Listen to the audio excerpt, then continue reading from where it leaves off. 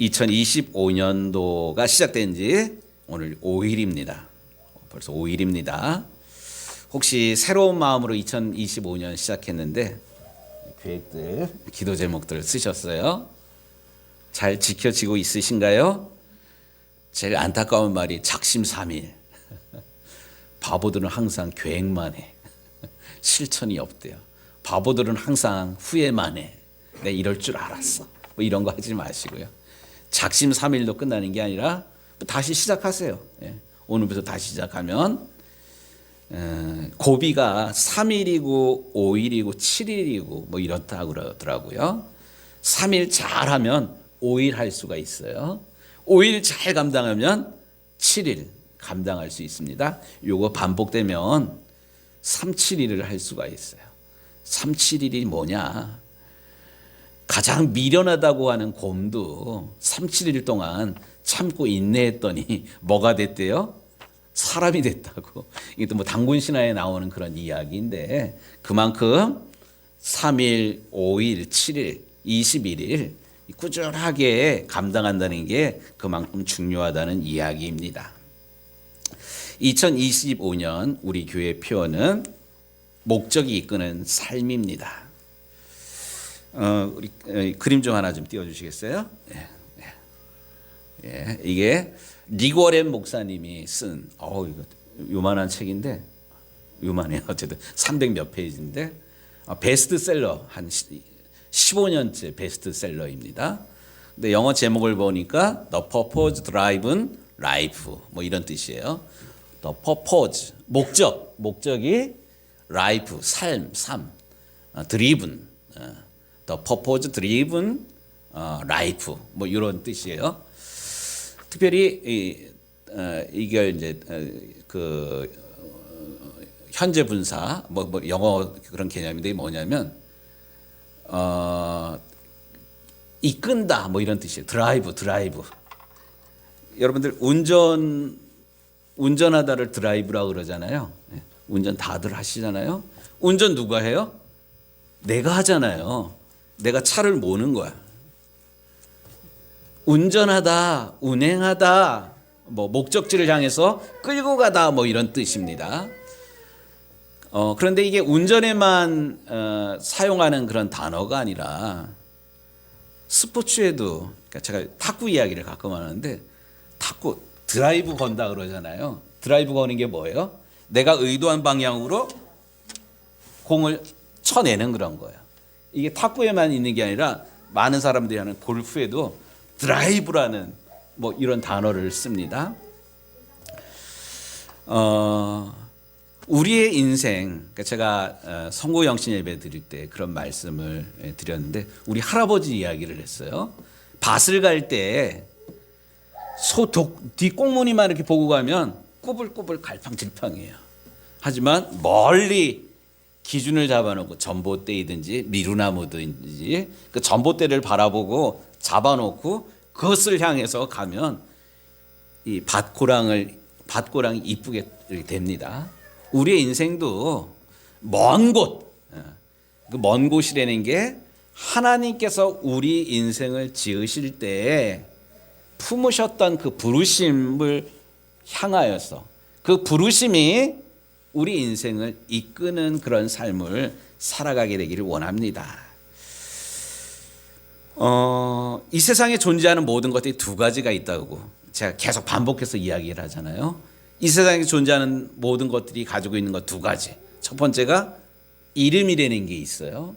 이름만 있는 게 아니라 이름이라는 게 이루어지다 이런 뜻이잖아요. 목적이 있다는 거예요.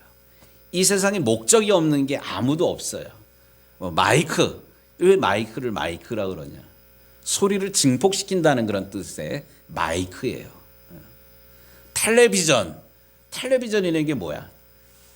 보는 건데 보이는 그런 건데 전자파로 어쨌든 해가지고 텔레비전이 어쨌든 더 얇아져요. 얇아지는데 흐릿한 게 아니라 더 쌕쌕하게 보여요. 진하게. 이게 고도 기술이거든요. 그러니까 이름이 그냥 붙여진 게 아니라 이름이 그 역할을 감당하는 그런 거예요. 마찬가지로 하나님께서 우리 인생을 이 세상에 태어나게 할 때 그냥 수제비 빚듯이 아무 생각 없이 뚝뚝 빚어가지고 이곳에 보낸 게 아니라 우리 인생을 향한 하나님의 계획들이 다 있습니다.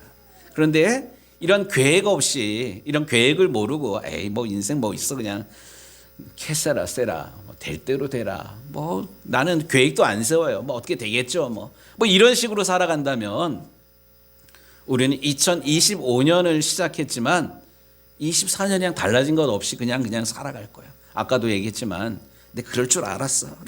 내가 뭔 영화가 있겠어.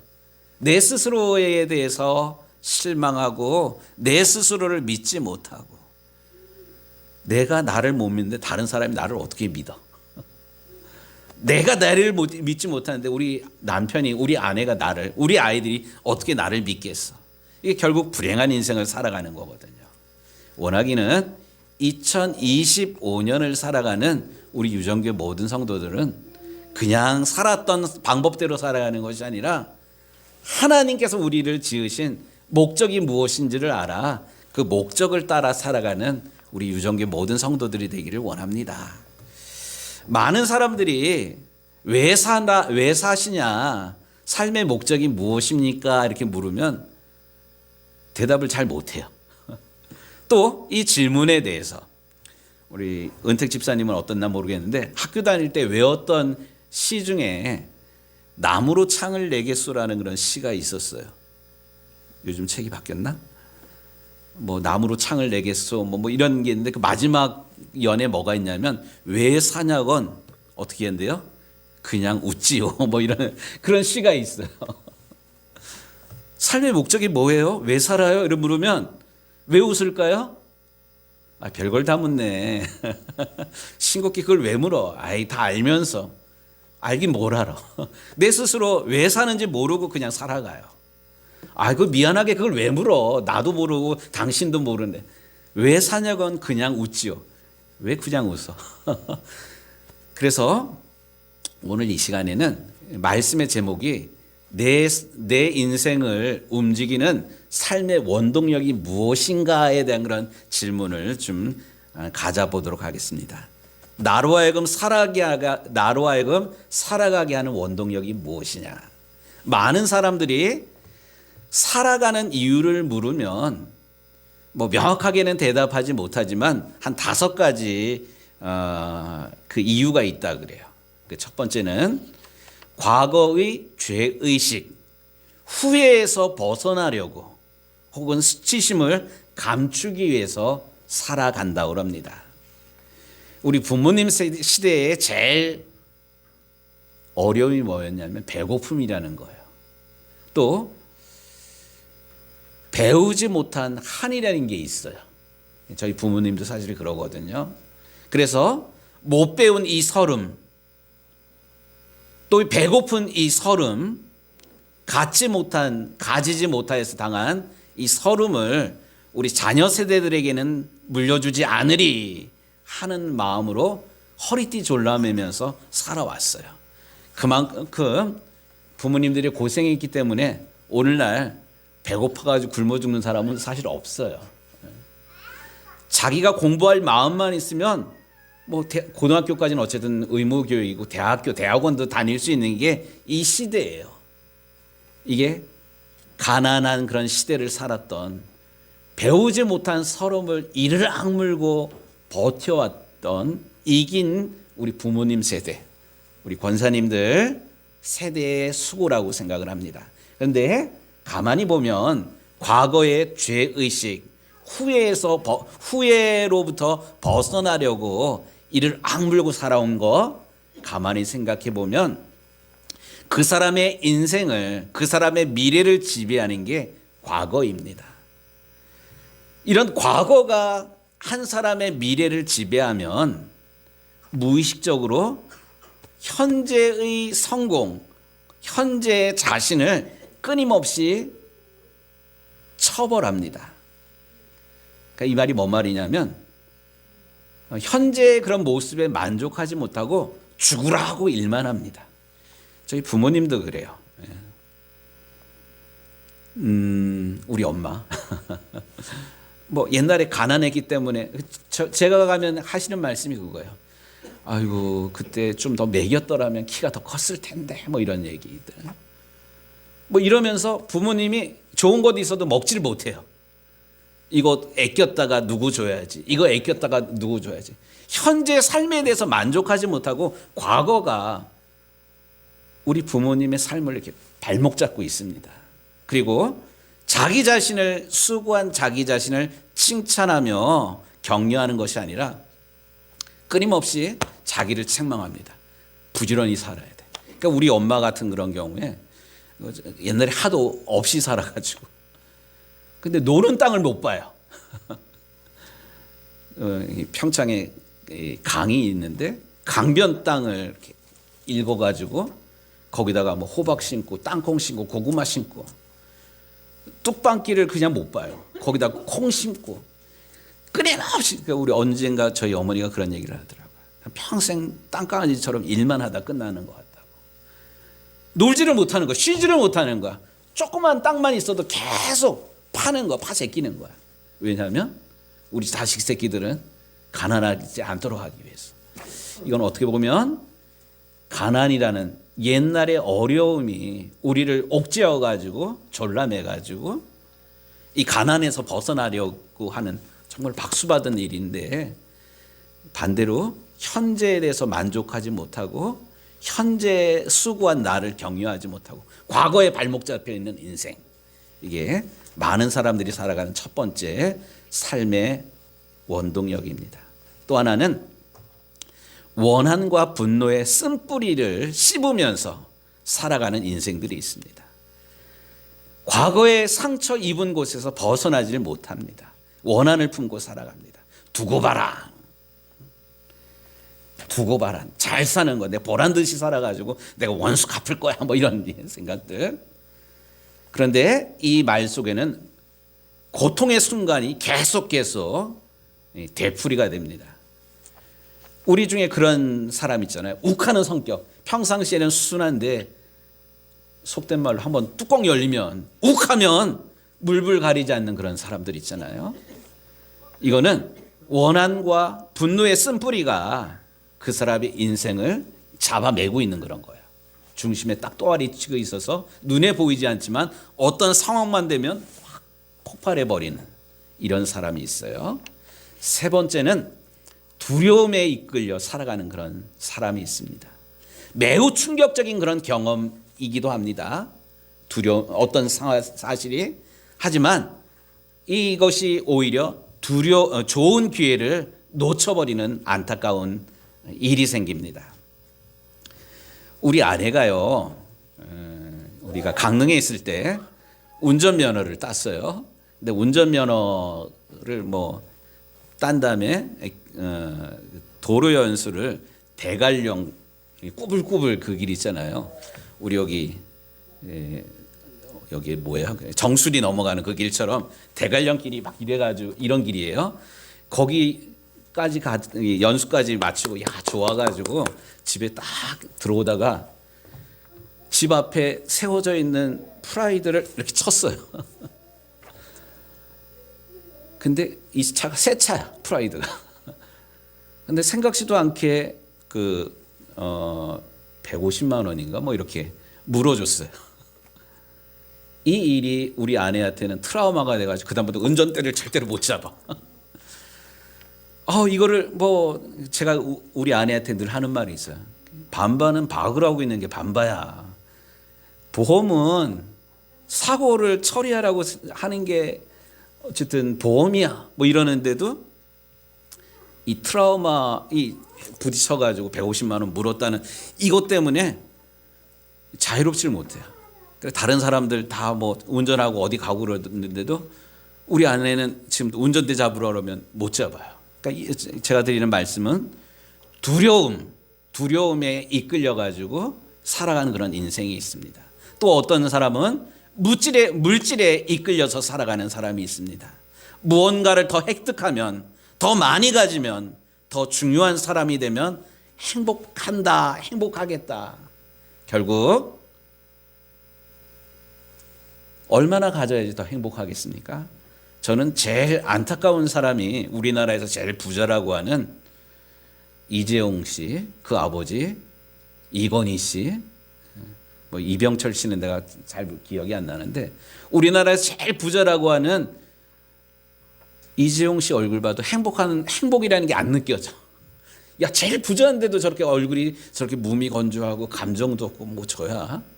가만히 보면 그 사람 아버지 이건희 씨도 웃지도 않아. 얼마나 더 가져야지 웃을까. 그런데 이 물질이 그 사람의 그 인생을 이 발목 잡으면 많이 가져도 그 실증을 느낍니다. 보다 새롭고 더 크고 나은 것을 추구합니다. 그러니까 항상 채워지지 않으니까 감사가 없이 몸이 건조하고 불안한 인생을 살아갑니다. 또 다른 인생은 어떤 인생이냐면 다른 사람에게 인정받으려고, 어린 시절에는 부모님께 인정을 받으려고 하고요, 커가면서는 선생님에게 인정받으려고 그러고요, 또 결혼해서는 배우자에게 인정받으려고 하고, 또 노인이 되어서는 자식 새끼들로부터 인정받으려고 합니다. 그런데 제대로 된, 그러니까 이 인생의 그 목적이 인정받으려는 것, 이것을 위해서 살아가다 보면 계속 쫓기는 그런 인생입니다.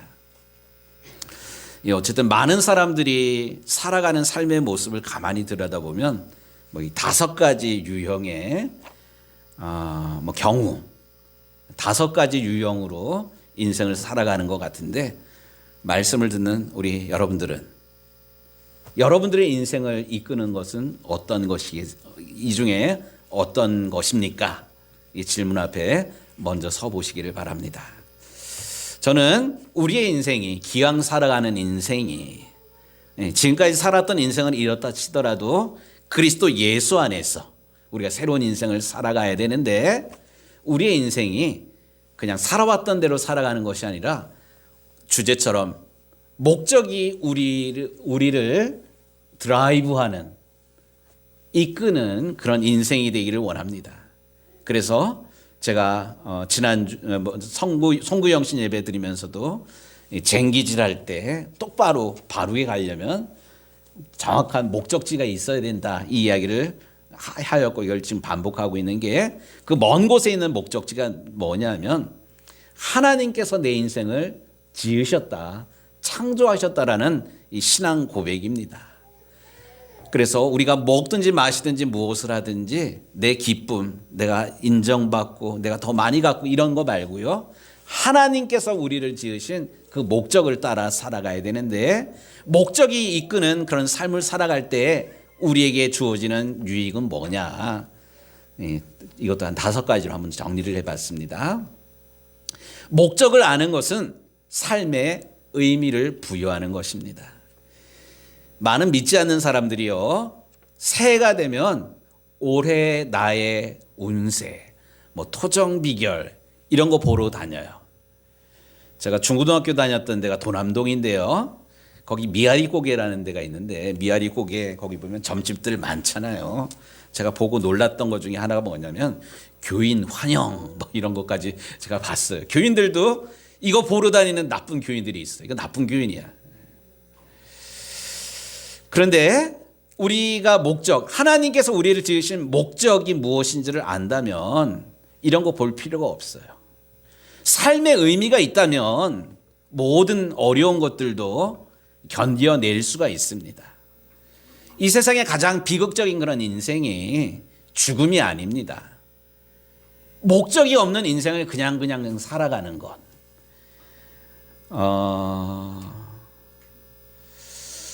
저는 우리 유정교회 성도들이 믿음이 분명히 있다면, 하나님께서 나를 사랑하시고 나를 지으신 목적이 있음을 분명히 믿는다면, 하나님께서 나를 지으신 그 목적이 무엇인지를 붙들고 당장 당하는 어려움, 아픔, 뭐 경제적인 어려움, 또 불황, 또 정치적인 어려움들도 내 관점에서가 아니라 하나님의 관점에서 보면서 이겨나가게 되기를 원합니다. 예레미야 29장에 이런 말씀이 나와요. 나 여호와가 말하노라, 너희를 향한 나의 생각은 내가 아나니 재앙이 아니요 곧 평안이요 너희에게 미래와 희망을 주는 것이니라. 하나님 분명히 살아계시고요. 살아계신 하나님 우리를 축복하며 우리에게 평안과 또 희망과 또 안녕을 주기를 원하시는 분입니다.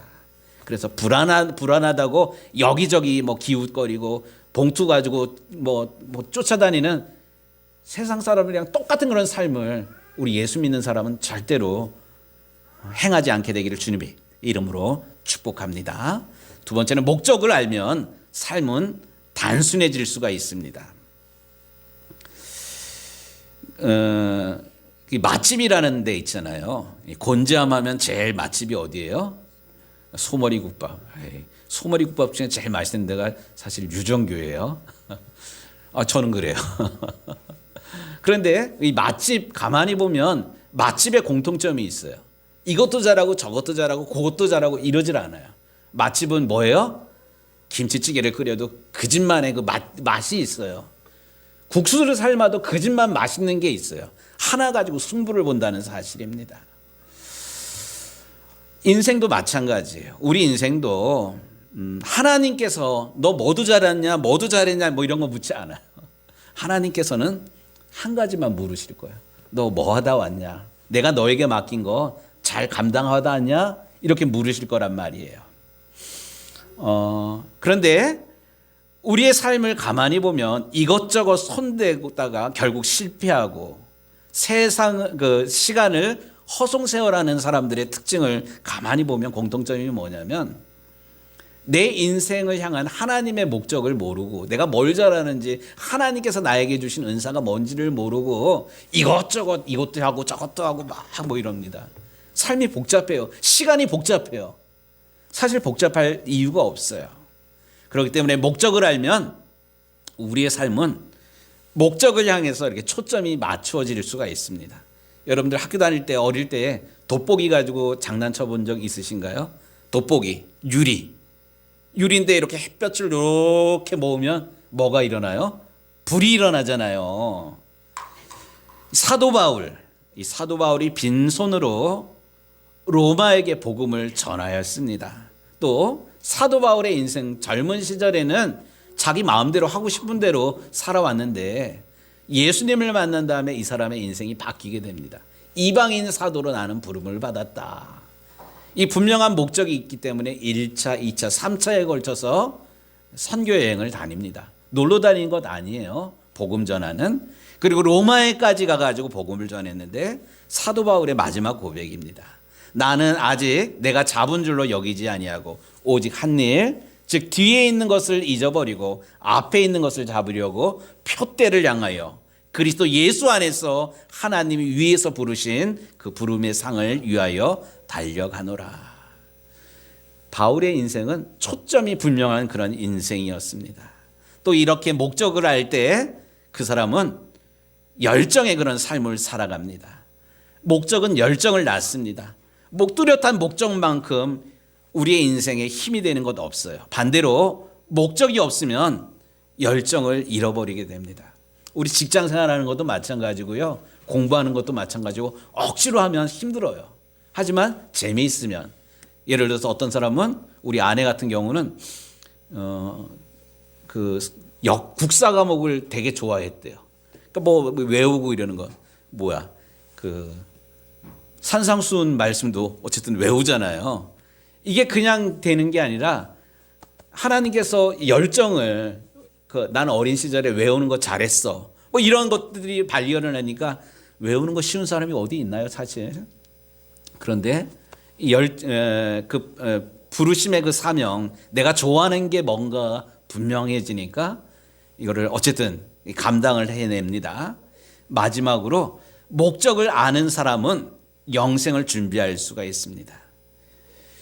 사실 모든 사람은 이 세상을 떠나게 됩니다. 오늘 밤이라도 이 세상을 떠나게 되게 될 터인데 그렇게 이 세상을 떠나게 된다면 우리가 그렇게 소중하게 여겼던 먹지 않고 허리띠 졸라면서 산 집도 차도 박사학위도 세상적인 직함도 우리가 소중하게 여겼던 것처럼 우리 자녀들이 소중하게 여길까요?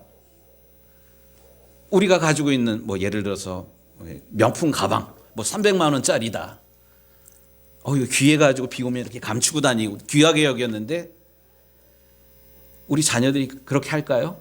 내가 귀하게 여기던 옷 우리 자녀들이 곱다고 좋다고 뭐 입을까요? 아니요. 다 없어져요. 하지만 중요한 것을 우리가 기억해야 되는데 모든 사람들 이 세상을 떠나게 돼서 하나님 앞에 서게 될 터인데 하나님은 우리에게 사실 두 가지를 물으실 거예요. 하나는 너는 나의 아들 예수 그리스도와 함께 무엇을 하였느냐? 예수 믿었느냐? 뭐 이런 질문이에요. 예수님을 신뢰함으로 예수님으로부터 무엇을 배웠느냐? 이런 질문 분명히 하실 겁니다. 또 하나는 이거 중요한 그런 질문인데 너는 세상에서 내가 네게 준 것들로 무엇을 하다가 왔느냐? 이렇게 물으실 거예요. 내가 너에게 맡긴 것들이 있는데 그거 어떻게 사용하다 왔냐? 하나님께서 이렇게 묻는데 주긴 뭘 줬어요? 뭐 이렇게 대답을 한다면 그것처럼 안타까운 일이 어디 있겠습니까? 다시 우리가 하나님 앞에 설 때 하나님은 두 가지를 묻는다는 것. 너는 내 아들 예수 그리스도와 함께 무엇을 하였느냐? 예수 믿다 왔느냐? 이런 질문에 우리 모두는 아멘 이렇게 대답을 할 거예요. 예, 주님께서 나의 길이고 진리고 생명입니다. 고백합니다. 예, 잘하셨어요. 두 번째 질문. 내가 너에게 준 것. 내가 너에게 맡긴 사명. 어떻게 활용했느냐? 잘 사다 왔느냐? 이 질문에 여러분들 어떻게 대답하시겠습니까? 오늘 본 말씀 다시 읽도록 하겠습니다. 주께서 심지가 견고한 자를 평강하고 평강하도록 지키리니. 심지가 견고한 자 어떤 자이겠습니까? 예수 그리스도를 나의 주로 고백하는 그런 사람입니다. 뿐만 아니라 하나님께서 나를 통해서 예수 그리스도를 나의 주님으로 고백한 내가 변화되어서 그 분명한 부르심의 목적을 알고 있는 나를 어떻게 축복하신대요? 평강하고 평강하도록 지키시리니 이는 그가 우리가 주를 신뢰함이니라. 원하옵기는 2025년도 우리 유정교회 모든 성도들이 어차피 2025년도 하루하루 1년 365일을 살아야 되는데 아까 처음에 얘기했던 5가지 그런 것들이 아니라 나를 부르신 하나님의 부르심의 사명, 부르심의 뜻을 분명히 알아 좌고우면하는 것이 아니라 부르심의 사명을 향해서 분명하고도 명확하게 한 걸음 한 걸음 나아가게 되기를